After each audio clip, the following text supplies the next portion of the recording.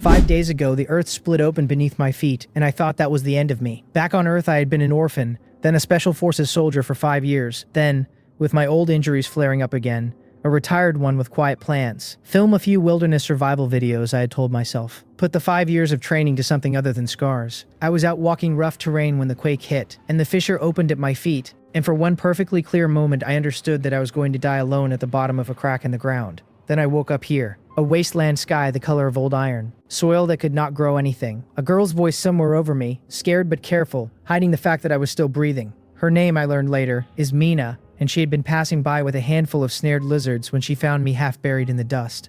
I must have looked dead enough that she had decided to search my pockets before she realized I was still alive. Once she knew, she dragged me back to her shed at the edge of the camp and hid me under deadwood and animal hides. This world I have been piecing together ever since.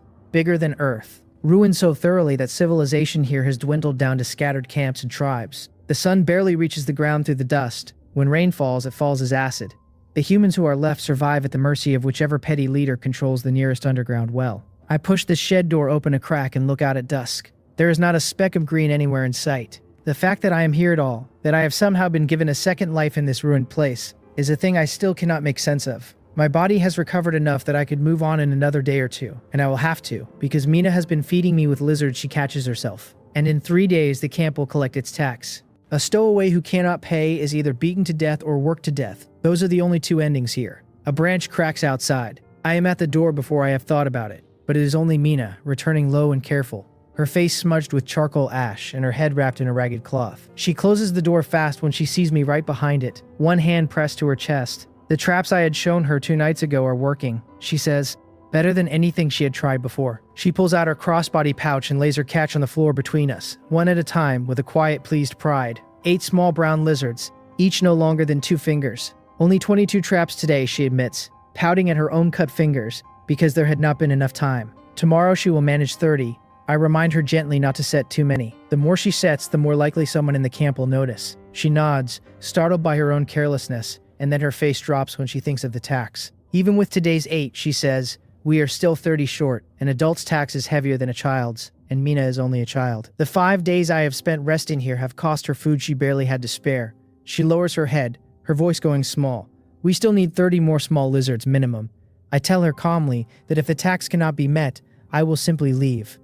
I mean it. Paying taxes will not be difficult for me once I am back on my feet. I will be catching bigger things than lizards. But she looks up at me as though she had not allowed herself to consider the possibility that I would walk out of her life, and something in her face shifts, and she is suddenly pulling a wooden box out from beneath a pile of broken stones, trying to pile dried lizard meat into the tally from her own emergency rations. I make her put them back. Those belong to her. And I remind her as gently as I can that on the first day we met, she had told me this was only a transaction. The moment I was well, I was supposed to leave. She stands there with her head down, turning the hem of her shirt in her small hands, and I realize she has no answer ready. 4 years ago, she says eventually, her sister had left to pay a different kind of tax, and Mina is tired of losing people. Then she remembers the turtle. She ducks under the wooden bed and fishes out a palm-sized creature, brown and plain, which her sister had given her to eat the bugs in the shed. She brings it to me like someone presenting a treasure. It is worth 10 small lizards, she explains, and if we add it in, we will nearly meet the tax in 3 days' time. The moment my fingers close around the turtle's shell, a voice I have never heard before speaks inside my skull.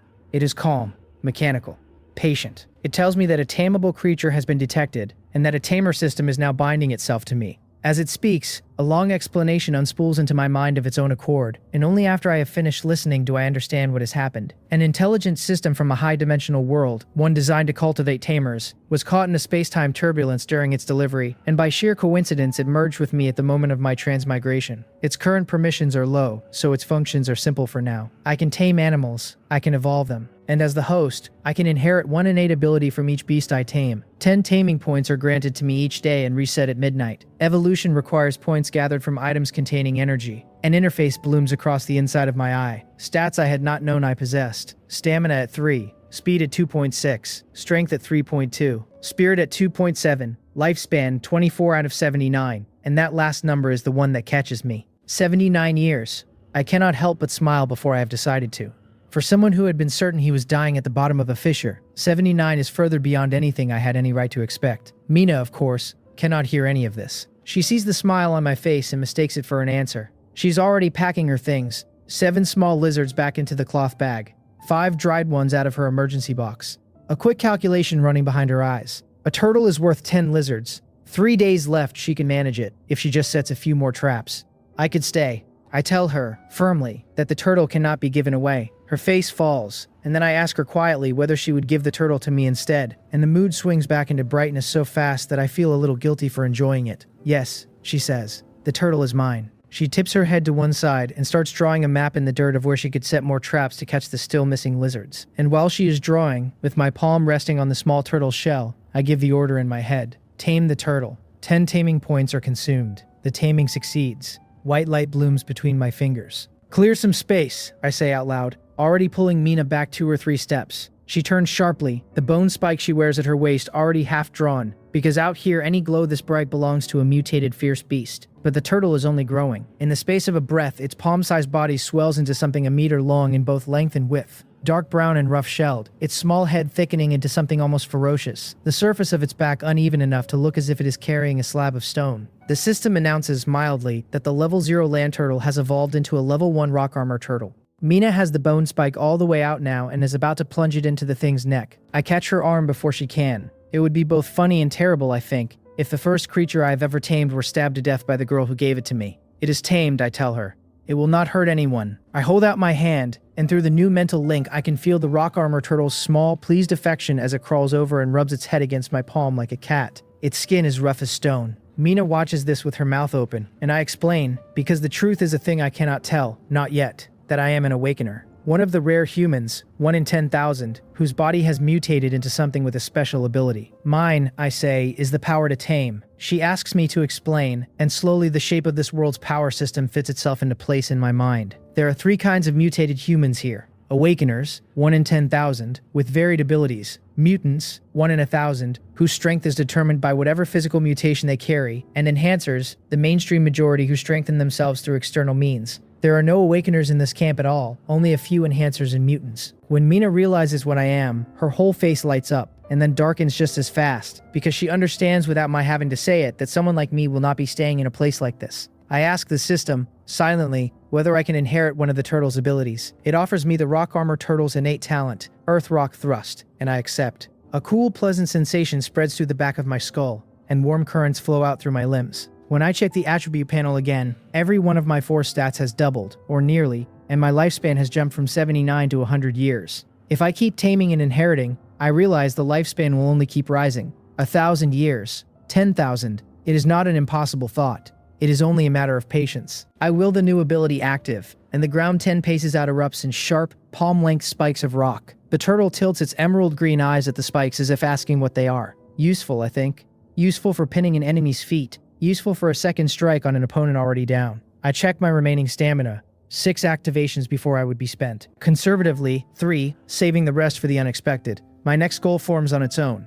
I need energy items, things the system can convert into evolution points, and in time, I want this rock armor turtle to rise to the level of the sacred beast whose name it carries in legend. A black tortoise. Jinwoo. I test the name quietly in my mouth and decide I like it. When Mina finally asks why I fainted in the wasteland that day, I give her the cover story I had prepared. A venomous beast had bitten me. I cannot tell her I fell through an earthquake on an entirely different world. That secret has to stay with me, she asks quietly, when I am going to leave. In 2 days, I tell her. She looks like she wants to cry and is only just holding it in. Since she so clearly does not want to be left, I ask her instead whether she would consider coming with me. But I also know what I am asking of her. Her older sister, before leaving to pay a tax of her own, had told her, "You must wait for me to come back for you." If Mina leaves this shed, she risks never finding that sister again. She does not answer, and I do not press. Tell me in 2 days, I say. At dawn the next morning, I am up before she is, with compressed biscuits from the wreckage of my old pack softening in a pot of lizard broth. Over the fire, Mina wakes slowly, blinking at the ceiling, then at the meal I have made, then quietly at me. For as long as she can remember, breakfast has been her job. She does not know what to do with someone cooking for her. I let her eat in peace. She recognizes the iron lunchbox I hand her as one of the items from the backpack she had nearly traded for taxes on the first day. She had wanted to hand it in, and had not been able to. Now it is carrying her breakfast. I can see her trying to find something to say, and failing, and looking at me sideways, and giving up. After breakfast, I tell her I am coming hunting with her. She agrees quietly. The rock armor turtle, little Jinwoo, I have already started calling him, follows us out of the camp, moving at about the speed of a walking person. His shell is such perfect stone-colored camouflage that the few figures we pass on the outskirts do not so much as look twice. Everyone avoids us from a distance, in fact. In a world like this, anyone willing to approach a stranger is either desperate enough to rob them or strong enough to eat them. And no one near this camp is the second thing. At the foot of the rocky hills to the north, I send Hyunmoo off to forage for himself. He will hunt his own food, and he is linked to me by mind, so he will not get lost. I let Mina go check her traps alone, and I head the opposite way to hunt for larger prey than lizards. As I walk away, she gives a small, self-directed sigh, asking herself under her breath why she feels so restless today, and then slaps her own cheeks to shake it off. I can hear every word of it. My senses have sharpened since the inheritance. I keep walking. If I am too gentle with her now, and she still does not come with me in the end, the kindness will only make it hurt more. Better to keep a little distance until she decides. The hills are desolate. Gobi Desert desolate. I cannot understand how the people here have lived this long in a place like this. The scrape of sliding sand pulls my ear toward a nearby rock wall, and after a careful scan I find a small lizard climbing it. My military knife is in its head before it can move again. Then a second lizard appears above the first, but this one is nearly twice the size, its skin bright with shifting red and green and blue. When my hand closes on it, the system speaks up at once. A tameable creature has been detected. Do I wish to tame? My taming points refreshed at midnight. I spend them. The color-changing lizard glows white in my palm, settles into a new shape, a tricolor lizard the system calls it now, and offers me a talent I have no hesitation about inheriting. Mimicry color change. When I try it, my skin and my clothes shift to the dusty browns and yellows of the rock wall behind me in the span of a single cool breath. I wait 10 seconds, a minute, 10 minutes, to see whether there is a time limit. There does not seem to be one, but the instant I move, the illusion fails, because the color change works by refracting light off my surface, and any motion breaks the refraction. This is a beheading ability. This is a stealth ability. I cannot help but think exactly what I would have wanted back on Earth. I leave the tricolor lizard on the rock wall more or less as a pet for now, and carry on searching. I find mostly small lizards, a few poisonous scorpions, footprints at the mouths of caves that suggest rats inside. And then, after 2 long hours of quiet, my ears catch the sound of several pairs of running footsteps, coming toward me fast. 5 years of training take over before I have to think. I press myself flat against the rock wall, activate mimicry color change, and wait. Mina runs past me first. I almost fail to recognize her for a second, not because she is running, but because a pair of long, blue, rabbit-like ears is sticking out of the cloth wrapped around her head. 4 men are chasing her, wooden spears and bone knives in their hands, shouting that they will kill her for stealing from their traps. She shouts back without losing stride that the prey came out of her trap, and that they are shameless scoundrels. Even running for her life, she still has enough breath to curse them. I let the first 3 pass me. When the 4th draws level with my hiding place, I reach out, catch his chin, and use his own running momentum to twist his head sideways into the ground. His neck gives with a quiet crack, and I take his weight as he drops. Less than 2 seconds. No sound. I am moving after the others before he has finished falling. I take the next one from behind with the same method. The 2 remaining men realize too late that the shouting behind them has stopped, and they turn. By then I am only 4 meters away and closing. Mina sees me over their shoulders, and for a full beat her face is pure confusion. She thinks they have run me down by accident and shouts for me to flee. The 2 trackers relax at the sound of that shout, because to them, a yelling ally means I must be just another scavenger, not one of the hunters they actually fear. The leader of the 2 charges with his wooden spear. I sidestep him, close the distance, and drive an elbow into his sternum hard enough to hear the bone break. He goes down spitting blood. Ordinary human opponents are simply no longer competitive with me. My physical fitness was already 3 times a normal person's after 5 years in the army, and the rock armor turtle's inheritance has nearly doubled that again. The man with the bone knife freezes, pale-faced, and I can see him deciding whether to run. Before he can, Mina catches up and kicks him flat. He throws his name out as quickly as he can. He is Bloodbeard's man. Bloodbeard, Mina tells me when I glance at her, is a bandit leader who preys on the small camps and tribes in this area. The scout starts to swagger a little, trusting that the name alone will buy him his life, until the words "attack your camp" slip out of him by accident, and he realizes what he has just said. After that, it only takes a little pressure with his own knife under his chin to get the rest. They are scouts.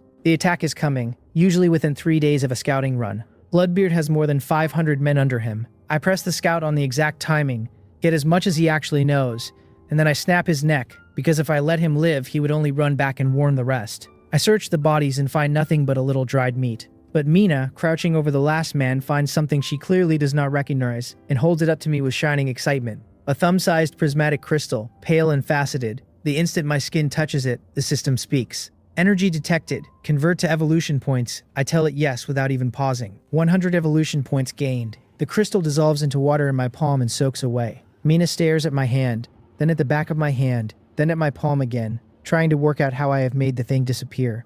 Another one of my awakener abilities, I tell her, and pinch her cheek. She scampers off to search the other bodies for more. I finally know what the energy items the system needs actually look like. They are called beast crystals. They come from inside fierce beasts. Now I know what to hunt for. While she searches, I question the system further. Level 1 to level 2 costs 10 evolution points. Level 2 to level 3 costs 100. A tenfold jump. If the curve keeps scaling like that, the early evolutions will be cheap, and the later ones will be genuinely expensive. I will have to plan accordingly. I call the tricolor lizard down off the rock wall and spend 10 points to evolve it to level 2. Its body lengthens to nearly a meter. It now has enough strength and speed to pounce and bite a person to death if they are not careful. The system informs me that my mimicry color change has synchronized to level 2 as well. Every evolution of a tamed beast strengthens the shared talent in me, which is frankly excellent news. Mina comes back with another scrap of dried meat, sees the now much larger lizard, and licks the corner of her mouth without meaning to. I tell her it is a pet, not a meal. She pouts. I pinch her rabbit ear without really thinking about it. I have been wanting to since I first saw them, and she lets out a strangled little shy noise and her face goes red.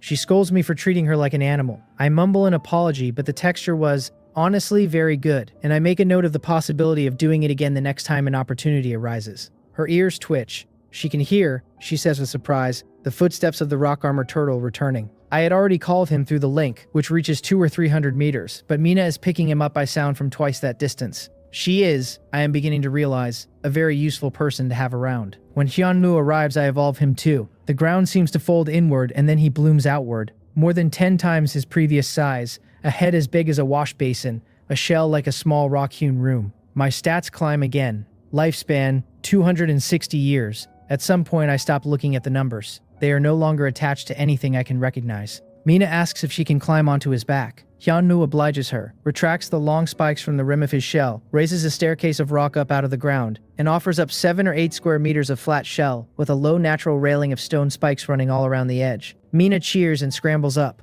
Walking around the turtle's back, looking left and right, she asks, half joking, whether we could not just build a small house on top of him and live on it. I look at her, and at the railing, and at the shell, and at the enormous flat slab of a back that will only grow larger as Jinwoo evolves. And I think that she might actually be right. A moving house. A walking shelter. No need to find villages to stay in. No need to sleep in the open. Once his back is large enough, I could build a wooden shed, an entire wooden house. Up there, and barely feel the motion as he carries us across the world. Mina, seeing my face, asks if I am really considering it. Not yet, I tell her.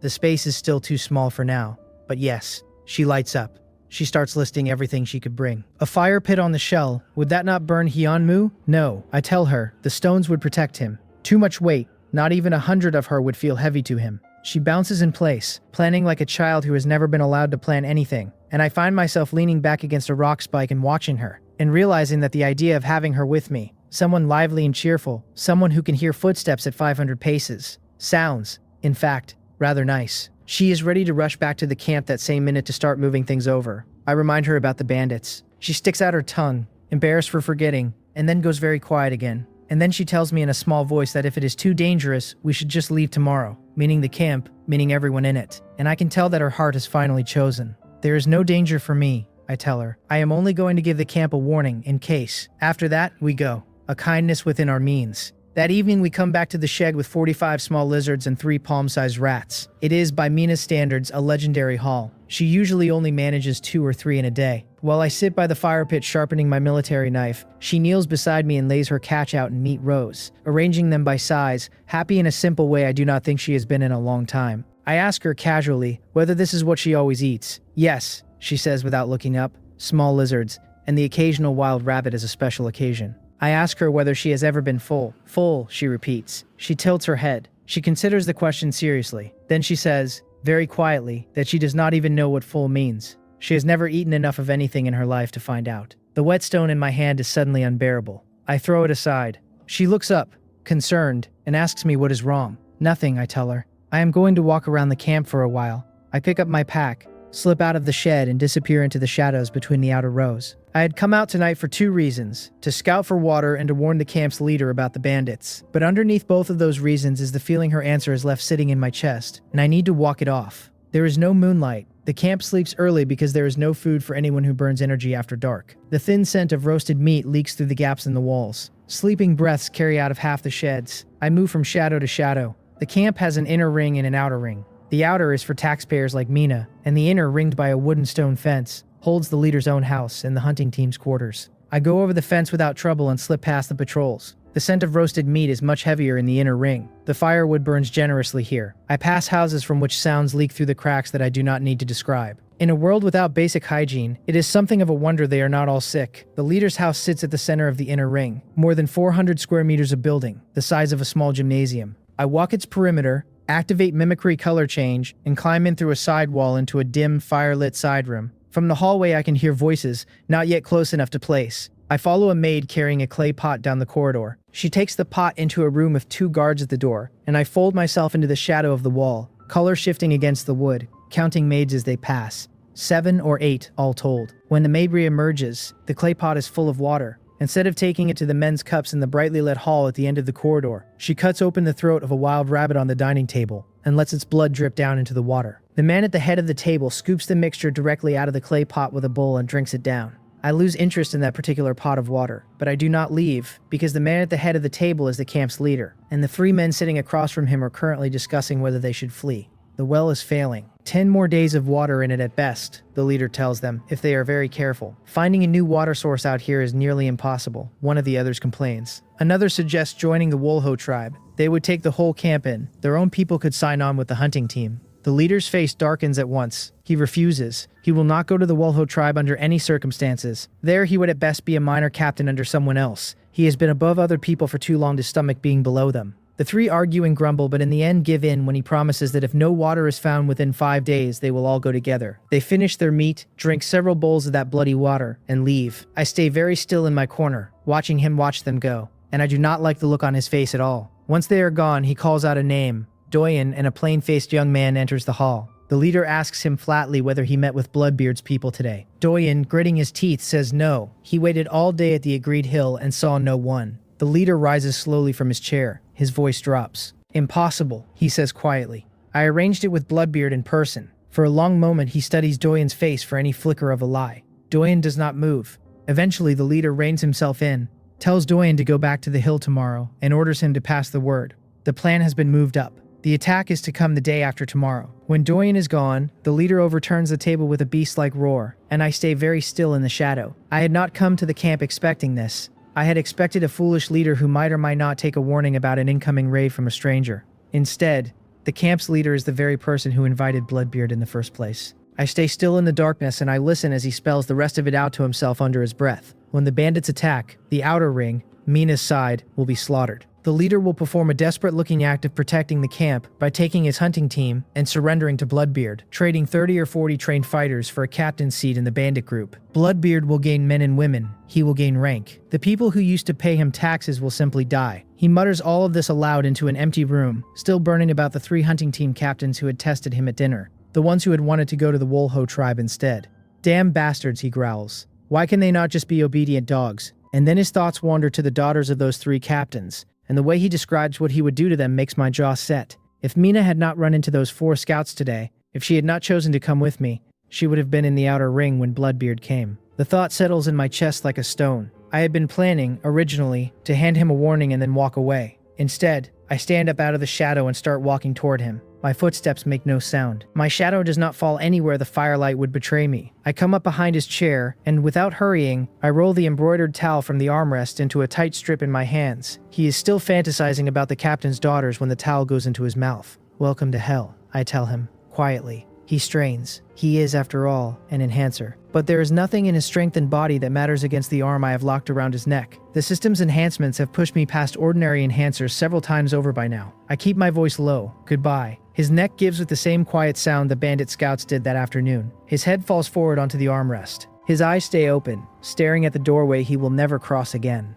I drop the towel on top of his head. I do not bother to hide the body. Anyone who finds him in the next few hours will assume an assassin slipped past the guards, and by then I will be long gone from this place, with Mina on Hyunwoo's back and a half-built wooden shed over his shell, moving in any direction but this one. I take my time in the house. I gather every iron dining knife I find on the hall floor. I take the long knives and long swords down from the walls and wrap them in cloth and tie them to my back. In the leader's private room, the luxury is more obvious. A mattress heavy with unfamiliar beast fur, 3 wolf head trophies on the wall, a finely made long knife on the bedside table. I take the long knife, I pry open the bedside drawer. Inside, in a small wooden box, are 7 beast crystals of varying sizes. I gather them up into my palm, and the system immediately offers to convert them. I convert. 340 evolution points gained. Added to the 80 I had already saved, I can now afford 3 separate evolutions all the way to level 3. A man cannot grow rich, I think with a faint smile, without a little ill-gotten gain. When I tap the bottom of the wooden box with my finger, it rings hollow. A hidden compartment. I pry it open with the tip of my knife and find a small cloth bag of seeds inside. Vegetable seeds. In a world where almost nothing grows, where the only green things Mina has ever seen in her life are the leader's personal luxury vegetable patch, a bag of seeds is among the most valuable objects I can imagine.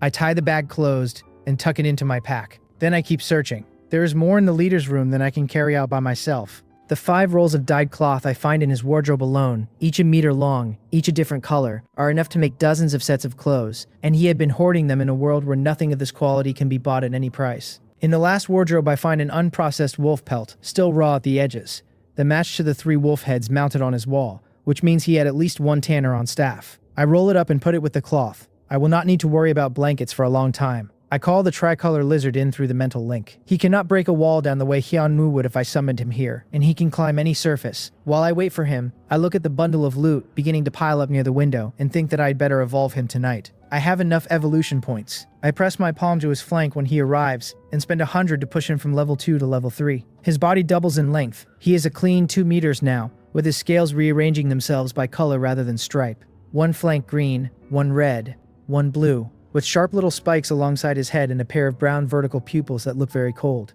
His talent evolves with him.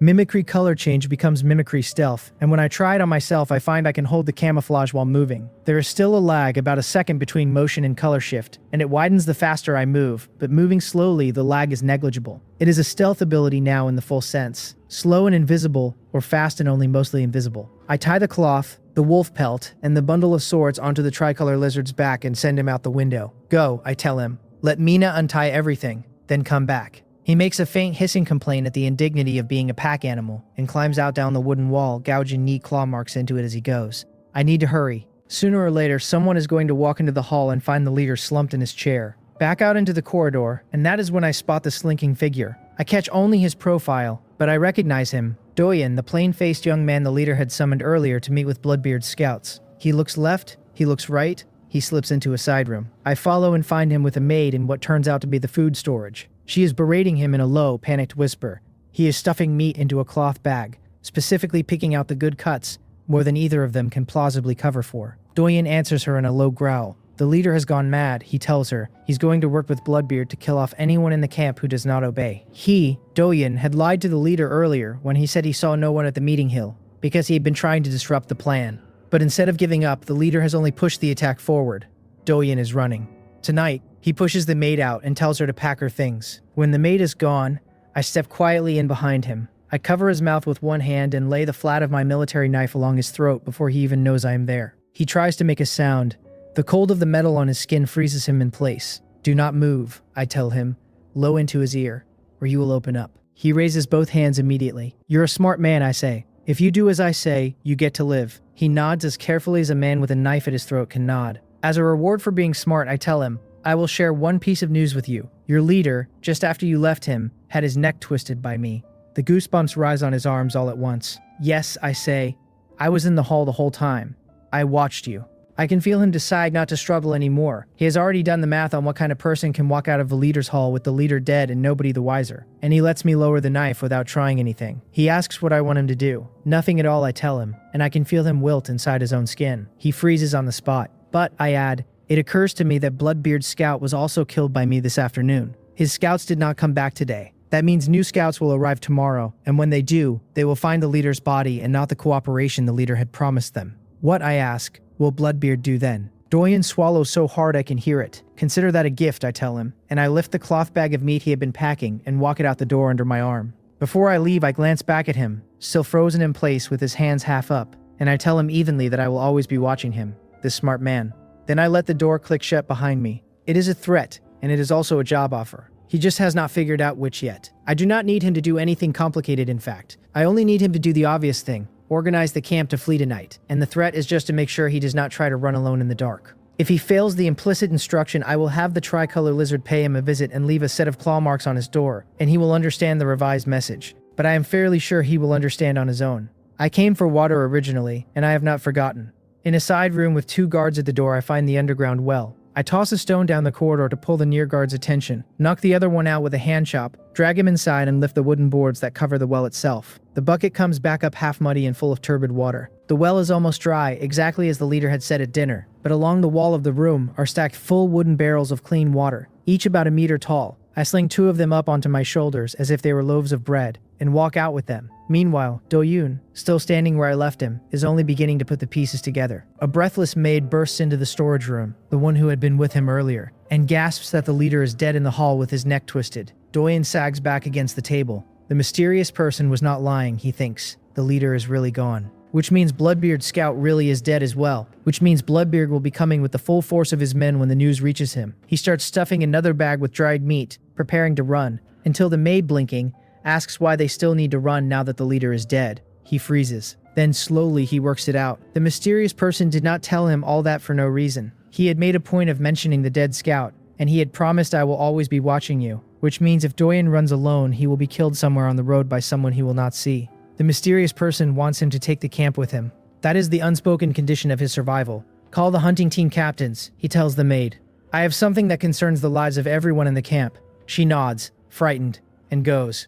Mysterious person, he says to the empty room. Who exactly are you? A dozen minutes before that, Mina had been kneeling in the wooden shed smoking lizard meat over the fire pit, skinning the 3 palm-sized rats, tying the lizards with rope to hang above the smoke. With no water to spare for hand washing, she had scrubbed the blood off her fingers with sand. When she finished, she found herself with nothing left to do, and that was when her eyes had begun drifting toward the shed door. Why has Jinwoo been gone so long, she thought. What was he actually going out to do? She told herself that a man who had done what Jinwoo had done could not have been caught by anything the camp could throw at him. But the truth is that her life has not been long on reassurance, and when there is no one else in a shed, she always ends up expecting the worst. She kept busy to avoid it, went around choosing which things to take with her when we leave, piling up a mental inventory in her head. Her pillow, the wooden bed frame, because otherwise she would have nothing to sleep on, the wooden bowls, the wooden bucket. She looked at the wooden shed door and thought, a little embarrassedly, that she wanted that too. Everything in that shed had been built by her older sister. Piece by piece, over the years they had lived in it together, and she could not imagine leaving any of it behind. Then there was a scratching at the door, and when it pushed open, a blurry shape squeezed through, and Mina had the bone spike out of her belt before she had time to think. The shape uncloaked, 2 meters of tricolor lizard hissing amiably. She lowered the spike, embarrassed at having drawn on him. Who else, besides Jinwoo, could put a lizard on courier duty? She helped him untie the 5 rolls of cloth, the wolf pelt, and the bundle of swords from his back, and he turned and left without so much as a glance. When he came back a little later with a second bundle, a whole cloth bag of dried meat, half the girl's height, her mouth fell open. She began to understand, slowly, that Jinwoo had not gotten any of this from the leader. She looked at the rolls of dyed cloth, she looked at the wolf pelt, she looked at the bundle of swords, which she recognized as hunting team issue. That calculating leader, she thought, would not give anyone these things as a reward for a warning, which meant Jinwoo had stolen them. She packed everything under the bed, muttered a scolding at him under her breath for taking so much, and decided that if we got through the night we would just leave before daylight. Hide everything on Hyunwoo's back, if necessary. She was in the middle of shoving the cloth bag of dried meat under the bed, rear end up, head and shoulders tucked under the mattress, when I walked in carrying 2 barrels of water and found her in exactly that posture. What are you doing, I ask. She jumps at my voice, bangs her head on the bedboard, and crawls out looking wronged. Then she glares at me, her cheeks puffed out, looking somewhere between offended and scandalized. Just getting some food, I tell her casually. She notices the 2 water barrels on the ground for the first time. Getting some, she repeats, in a tone that suggests she has now accepted the entire leader's house is probably missing its contents. You could have told me first, she hisses, stomping her foot. She had been working herself into knots trying to hide the loot by herself, almost worried to death. Plans do not keep up with changes. I spread my hands. I had only been going for water. The leader will find out and come searching the camp, she warns me in a whisper. The leader is already dead, I tell her. By me. Her blue eyes widen to their full size. She searches my face for a joke. I give her the short version, the well, the bloody water ration, the dinner argument, Do-yoon, and the quiet conversation the leader had been having with himself after everyone had left the room. Good kill, she says, when I'm done. That inhuman bug deserved worse. Her cheeks puff out in outrage and something in my chest warms at how small and fierce she looks, which must show on my face because her own face quickly catches up, and she asks me what I am looking at. Nothing, I say. Nothing. The people in the camp will be moving tomorrow, I tell her. Bloodbeard will come whenever his scouts relay the message. It is time to leave. Her eyes are already lit up. Then I tell her we are not going with them. We are going to stay behind for 2 more days, I tell her. Her face collapses. I explain it. With the leader's scouts dead, new scouts will arrive in about a day, and they will find the camp fled and the trail of the Wolho tribe column fresh. They will rush back to Bloodbeard, who will take it as a personal betrayal and ride out with his men to chase, while the bulk of his force is on the road chasing ghosts. I tell her his base will be gutted of defenders. That is when we go.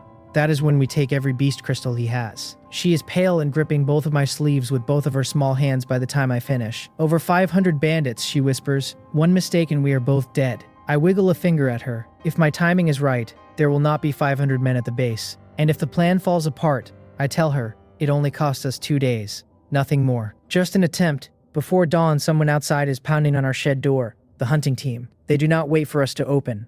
Bloodbeard is coming. The man outside shouts through the wood. We are fleeing for refuge to the Wolho tribe. Move everything you can carry. Then they are gone, moving to the next shed. So, I think, Doyen understood. Mina wakes up to the pounding and to the wolf pelt I had laid over her during the night. She notices the pelt and feels warm, which is not a feeling she has had often in the shed. She rubs a sleepy yawn out of her mouth and asks, when I went to bed. Around midnight, I tell her. I had sat up by the fire pit with a piece of charcoal and a scrap of cloth, sketching the outline of a house. For breakfast, I have a stew of dried meat simmering in my steel pot, and the smell of it pulls her out from under the pelt like a rope. She frowns when she sees how full the iron lunchbox is that I hand her. From now on, she tells me very seriously, one hand on her hip and a little finger wagging, I will cook breakfast. She thinks I am wasting food. I tell her not to worry. We have enough dried meat to eat like this for more than 20 days. She still looks like she wants to scold me, but her hands take the lunchbox anyway. Her first spoonful of hot soup goes straight into her open mouth and burns her so badly she has to fan her own face with both hands. I blow on the next spoon before she takes it. Delicious, she says. Her blue eyes narrow into a quiet kind of contentment I have not seen in her before. It has been so long, she says, trailing off, since she last had meat soup. Back when her sister was still here, they would cook it on special occasions. The last time was years ago. She pinches her lips together and her eyes go misty. I reach out and wipe the tears away from the corner of her eye with my thumb, before they can fall. You can drink it whenever you want, now, I tell her. She shakes her head at once. Drinking meat soup every day is too extravagant. I ask her what she usually drinks instead. Water, she says. I point out that when we cook meat soup, we get both water and soup at once. It is not really a waste, if you look at it that way. Isn't it, I ask her? More worthwhile. She tilts her head in confusion, a little suspicious of my logic, but she does not argue, and she keeps eating, spoon by spoon, smiling until she scrapes the bottom of the lunchbox and looks guilty. She had meant to save half for dinner. She just could not stop. How does it feel to be full, I ask her gently. Comfortable, she says. And also, too extravagant. It's 10 lizards worth of food at once. Don't worry about food from now on, I tell her, and I put a hand on top of her head. She had saved my life. I cannot have her going hungry. Her face goes red. She turns away and pretends to be annoyed to cover it, then sticks her chin out and informs me, with the dignity of an entire empress, that she is going to untie her headscarf to give her ears some air, and not she emphasizes not for me to touch. I nod solemnly. Yes, she snorts. Then, shyly, she asks whether we are moving on to Hyunwoo's back today. Not without building a house first, I tell her. The idea lights her whole face up. She bounces in place. Then let's go, she says. We can start now. Outside, we leave the shed by the less guarded edge and cross out into the wilderness to find Hyunwoo. He is dozing on a hillside, so well camouflaged as rock that from any distance you would miss him entirely. And when he sees us, he lets out a wronged cry straight into my head. He is hungry. I get a headache from the force of his mental complaint and the size he has reached. To feed a beast his size every day on hunted food would be a problem even for me. That is when the system, with what I would swear is a note of passive-aggressive patience, informs me that 1 evolution point per day, spent on feeding, can solve a tamed beast's hunger entirely. I stare into space for a moment. You, I tell it silently, should have said so earlier. The system does not reply. I beckon Hyunwoo over and press my palm to his head and spend 100 evolution points to push him to level 3. His talent evolves alongside. Earth Rock Thrust becomes Earth Rock Burst Impale. He grows. What had been the size of a 10 square meter room swells out to something closer to 100. Not a turtle, now, but a small stone house, walking on 4 legs. When I check my stats, my lifespan has jumped to 420 years. The numbers have stopped meaning much. I simply note them and move on. Hyunwoo lets out a roar, lifts a foot, and stomps the ground. A 1-meter rock spike erupts under his foot, and then shoots out across the ground like a cannonball and shatters a rock wall 100 meters away. A long-range attack, finally. Mina is standing with her mouth open and her rabbit ears straight up. I pat her shoulder. Finally, I say. He has reach. Send us up, I tell Hyunmoo through the link. He lies down and raises a rock staircase for us to climb, because at his full standing height he is now more than 6 meters tall and covered in spikes. Up on his back the flat clearing has multiplied tenfold. Mina runs in circles across it, laughing. I had drawn out the house plan the night before. When I unroll the cloth I show her. 2 bedrooms of about 10 square meters each, a 30 square meter main hall between them, a bathroom tucked into a corner of the courtyard with a waste channel that drains all the way down off the shell so the smell does not rise into the rooms, a half-meter high symbolic wall around the yard with a gate set at the edge of the back. She leans over the drawing, and her face lights up with a slow, careful joy, as if she does not quite believe the house on the cloth is meant to be for her. Can our future house really be built like this? She asks. Of course, I tell her. The easiest part of the whole build is that I do not need a foundation, or rebar, or concrete. The shell is the foundation. The earth rock burst impale ability, which Hyunmoo and I now share, fuses stone to stone without needing any mortar in between. All that is left is stacking bricks along the charcoal lines I have drawn on his back. Hyunmoo manipulates rock from the surrounding hills, lifting slab after slab up onto the shell and stacking them beside us, like bricks at a site, and we begin to build. Mina is a disaster at laying stones straight, and she hugs each one in a way that suggests she has never been allowed to carry anything heavy in her life. But she is tireless. When she finishes one wall at a person's height, I come over and knock out 3 bricks for a window, and she protests that thieves will get in that way, and then catches herself, because of course we are 6 meters in the air on a moving stone fortress. And what thief of this camp would climb up Hyunwoo's leg to rob us?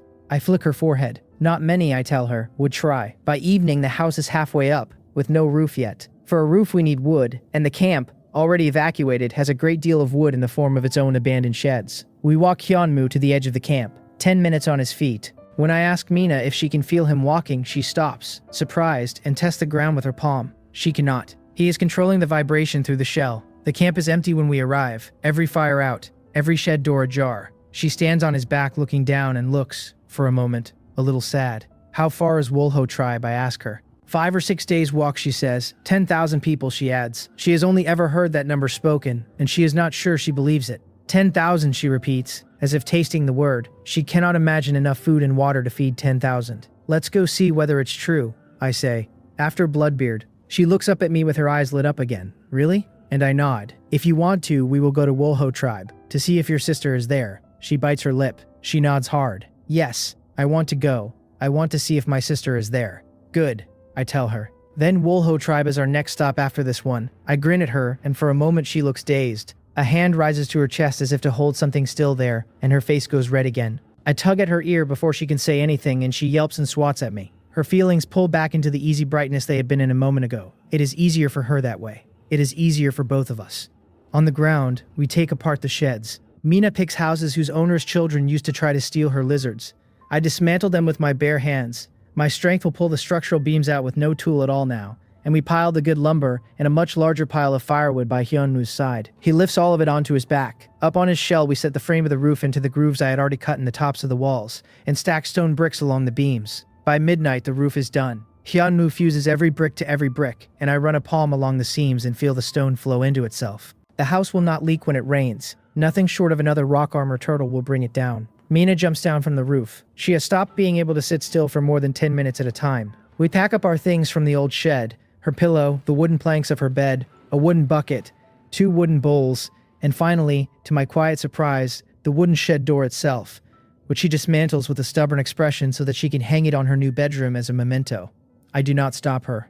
I am not optimistic that we will ever see her older sister again, and if keeping the pieces of the shed they had shared is a way to keep some kind of company with her, then let her have it. She stands in the middle of the empty wooden shed for a long moment hugging her pillow before she leaves. She does not cry. She looks back 3 or 4 times as we walk away. By the time we climb up onto Hyunwoo's back and into our new house though, she is already laughing again, running from room to room, sniffing at the unfinished stone. Is this one really mine? She asks, meaning her bedroom. Yes, I tell her. Do whatever you want with it. I build a hearth in the main hall with a square of packed soil inside and a pad of sand on top for insulation, with a stone chimney leading up and out through the roof. Earth rock burst impale, it turns out, is excellent for masonry. I hang the steel pot from a simple frame and set a stew going while I skewer strips of dried meat for roasting. The smell pulls Mina out of her room almost instantly. Over dinner, I start teaching her to think like a soldier. If you were a scout, I ask her, how would you tell when people had left a place? She ponders it, rabbit ears tangling on top of her head as she thinks, and works it out on her own. Footprint depth, she says, remembering the kind of soil patterns she has seen. That, I tell her, and also the burn state of the charcoal and the temperature of the soil under an old cook fire. If you know how long charcoal takes to go cold, you can read out an absence to within an hour. She nods, a little distantly, turning the idea over in her head. Eat, I tell her, and flick her forehead to get her back. She yelps. I ladle her a bowl of soup.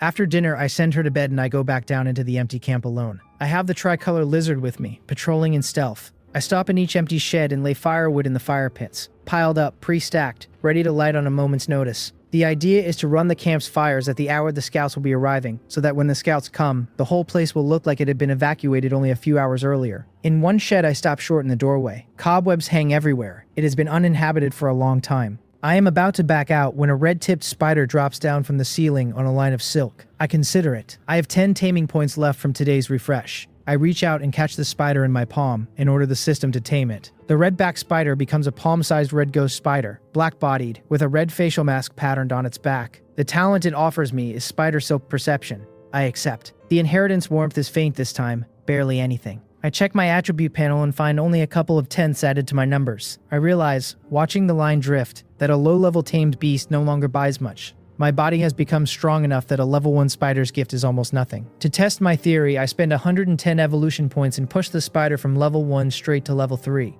Spider silk perception becomes spider silk control. Lifespan 450 years now. The warm current still feels modest. The first tame of any level is always the most meaningful. Later ones barely register. I should have been less greedy. When I shoot a thread of silk from my own fingertip and watch it whip out and stick to the firewood in the corner of the room, I feel the feedback of its length and weight through my hand, and I run a quick check of the ability's properties. The silk is tougher than rope. Its stickiness works through a fine structure of microscopic threads. It is transparent, almost impossible to see. It is, I realize with a quiet grin, perfect for trap laying and ambush. I send the red ghost spider, now a meter wide, which I am going to have to get used to, out to the camp's outer perimeter to string silk along the approach lines. If a scout trips anything, I tell it, come tell me. Do not capture anyone. It squeaks like a piece of rubbing leather and goes. A Spider-Man joke occurs to me. I set it aside for another night. Mina finds me between houses while I am stacking the last fire pits. Jinwoo, she calls in a small anxious voice that tells me she has been looking for me in the dark. I step out to show her where I am. Her whole body uncoils in relief. She sticks close to me for the last few sheds, and then we start the walk back to Hyunmoo. Her rabbit ears lie flat against her scalp. She is nervous in the dark, it turns out, like anyone. I reach out without thinking and grab her hand and start pulling her along at a trot. She is smiling before she realizes she is smiling. Her fingers squeeze mine. We sleep hard after that. At 3 in the morning, I slip out of the new house alone while Mina is still clutching the wolf pelt in her sleep, and I run through the camp touching flame to every stacked pile of wood I prepared the night before. By dawn, the camp looks like it is alive. Chimneys smoke, fire pits glow. Then I jog back up to Hyunmoo, shrink the flames to banked embers with a timed raid through the sheds, and finally let myself sleep for another 4 hours. The red ghost spider wakes me sometime after dawn. Someone has tripped the spider silk tripwire at the outer perimeter. From Hyunwoo's back, far enough away that we cannot be seen, I watch the 3 men climb the low hill above the camp. They are filthy. They are armed. They are exactly the kind of men I had expected. They confer on the hilltop. I can pick them out in silhouette, then split up and approach the camp from 3 sides. As each of them enters the outer edge of the settlement, each of them trips over nothing and falls flat on his face. The red ghost spider's transparent silk does its job without giving itself away. They get up and get more careful. They check every shed. They come back to the hilltop. The charcoal has not fully burned out, one of them reports. Important things are missing. They left in a hurry. The other 2 confirm the same across 3 separate sides of the camp. Consistent signs. They left within the last few hours. The 3 men exchange bleak looks. Damn it, the leader says. They actually ran. Should they chase? One of them will, the leader decides. Track the fleeing column. Leave markers for Bloodbeard's main force. The other 2 ride back to the base to report. The consensus is grim. Bloodbeard had been played. He will come personally. On a rock wall about 5 meters away, the tricolor lizard is flat against the stone in full mimicry stealth. Invisible. When the 2 scouts start back to the bandit base, he peels off the wall and follows, silent, keeping a careful distance. The red ghost spider goes after the 3rd. I stretch and climb down from Hyunwoo's back. The plan, I murmur to myself, is not far off what I expected. Half the work is done. I can continue. Mina comes pelting out of her bedroom a moment later with her hair a disaster and her rabbit ears stiff and upright, still clutching the wolf pelt. Jinwoo, she almost cries. We need to run to the camp. We need to light the wood piles. I had done all of that already around 3 in the morning, I tell her. Oh, she says, and visibly deflates, and then she catches sight of her own collar slipping off her shoulder and squeaks and disappears back into her room at top speed. From inside the closed door, her voice comes out indignant. Jinwoo, she demands.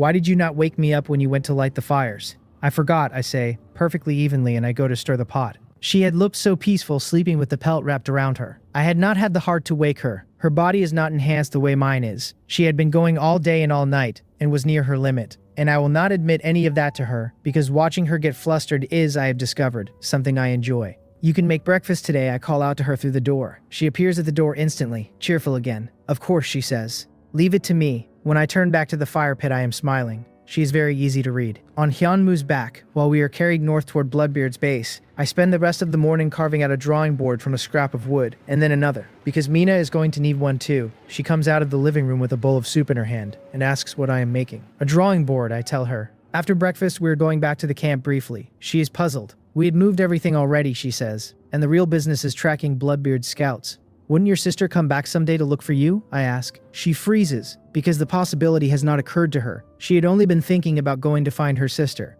Never about what would happen if her sister tried to come find her first. She sits down by the fire pit, rabbit ears drooping a little as she thinks, and I tell her quietly to think hard about any secret signs she and her sister had used growing up. A code, a promise, something that only the two of them would know. She lights up after a moment. They had a knock code, she tells me. When her sister went out to catch lizards, she would leave little Mina alone in the shed, and the two of them had agreed on a pair of call signs. Mina's was long-eared rabbit, her sister's was short-eared cat.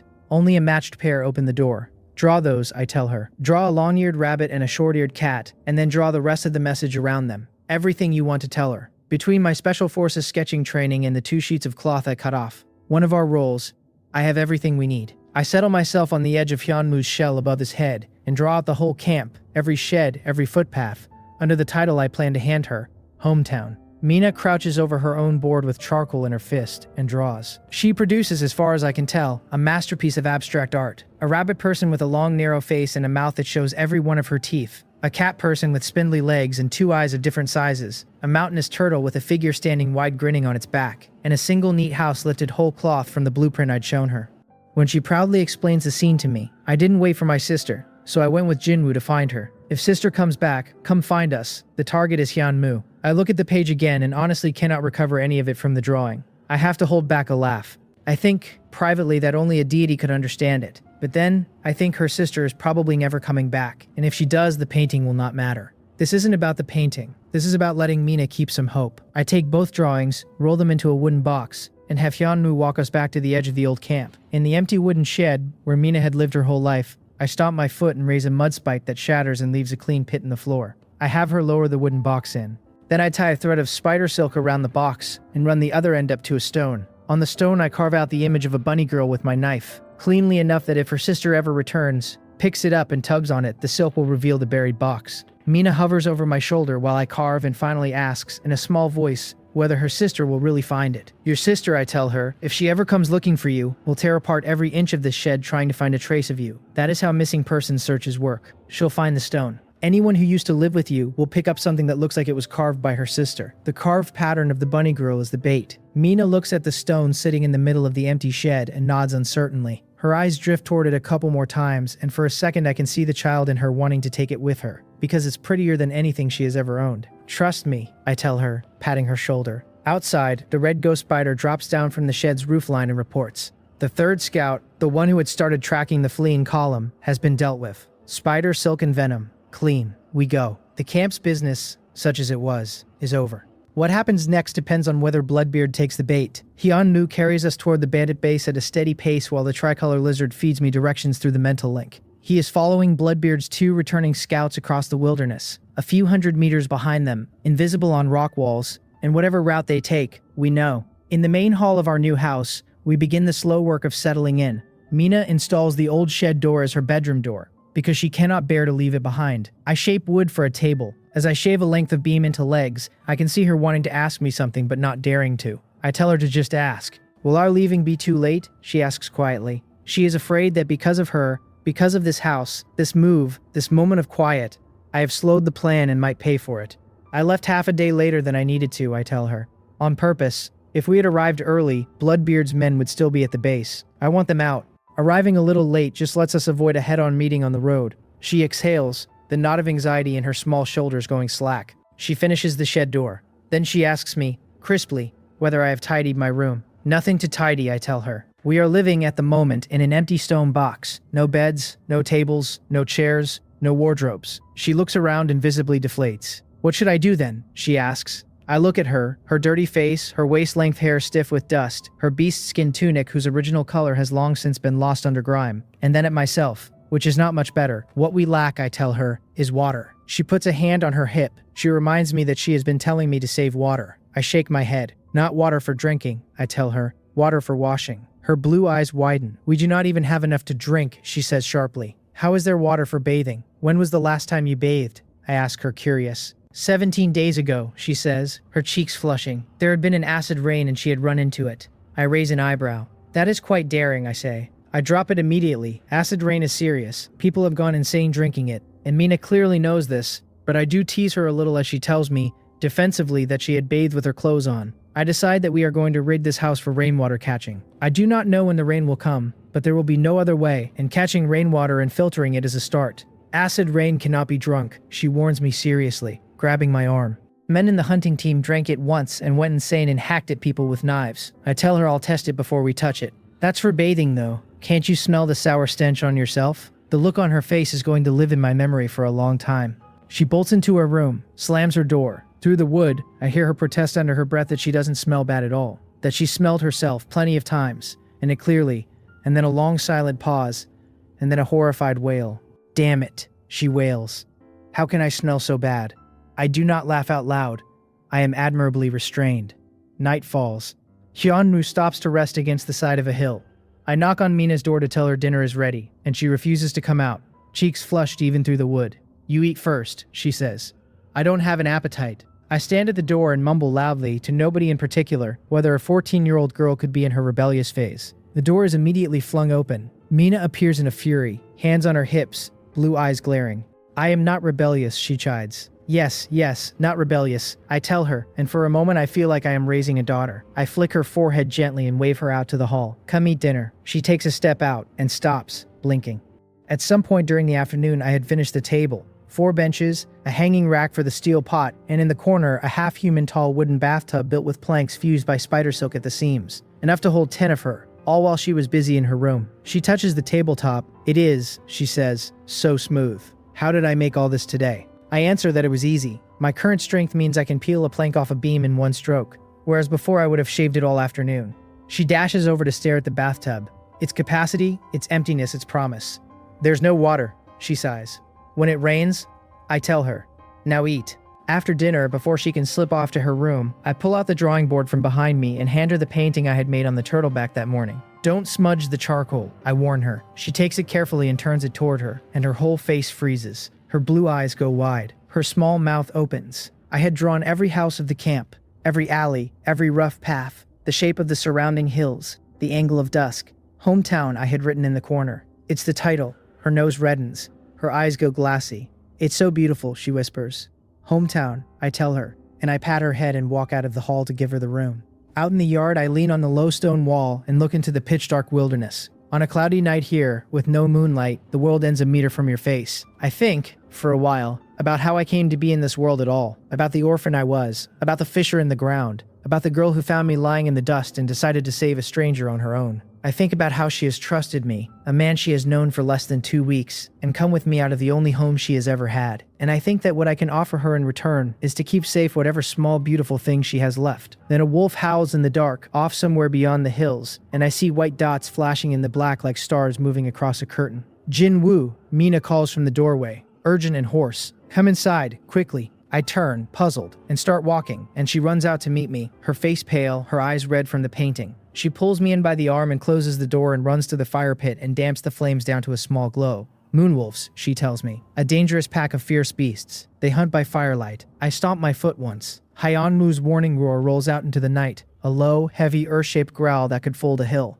The moonwolves answer with a harsh, short yip in the distance, something I've learned enough tamed beast speech now to translate as just wait, and then their howls fade further and then further still, and then they are gone, she says. They're already gone, I confirm. Hyunwoo had told them, in the dialect of territorial animals, to get out of his. Mina reignites the fire, then she pales again. Oh, the painting. She runs to the table, sees it still there where I had handed it to her, and relaxes. Help me hang it, she tells me, holding it carefully with both hands. I nod. In her room, I drive 2 narrow spider silk hooks into the stone wall over her bed, and we mount the cloth. She stands back and stares. It's almost funny how much of her is inside that piece of cloth now. The next morning, thunder rolls across a sky I've never heard thunder in. The sky is still hazy, but the haze has been filled with rolling black cloud, low and heavy, so vast that for a moment I feel tiny. Mina runs out of her room with her hair flopping in every direction, pads out into the yard and finds me already working. I am reshaping the courtyard with Hyunwoo's help, a long gentle slope, with bathtubs sunk into the lower end, so that rain will pool and run into them. She rolls up her sleeves and asks what she can do.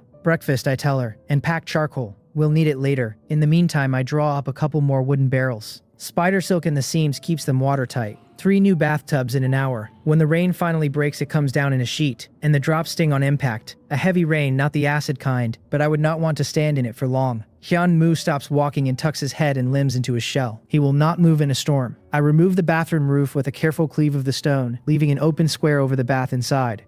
Mina is looking at the downpour in the yard with an eagerness she is not quite admitting to. I tell her to go bathe in there. I will remove the roof for her so the water pours straight in. She goes red and hurries in. I pull the top off, split it neatly in 2 so I can fuse it back when the rain stops, and then strip my own shirt off and walk out into the yard to do the same for myself. When she emerges 30 minutes later, shivering a little but clean, her hair is dripping and her skin is flushed, and I am sitting at the fire pit holding up a very simple sleeveless round neck long robe I cut from one of the rolls of the leader's cloth. Spider silk, it turns out, makes excellent thread.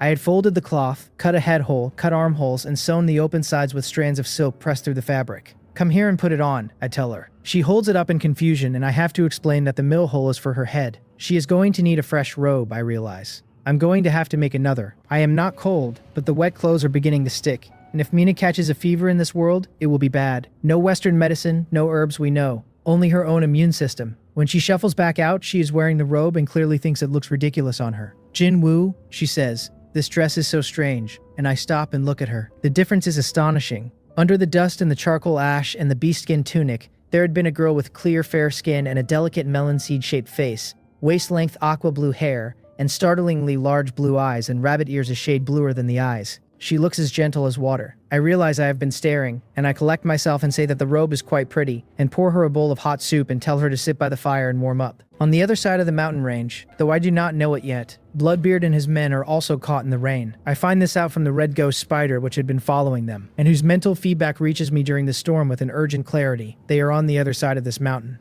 Very close. Of all coincidences, I had calculated to pass them at noon, but I had not expected the 2 parties to be camped on opposite slopes of the same ridge. What? Mina asks from her seat.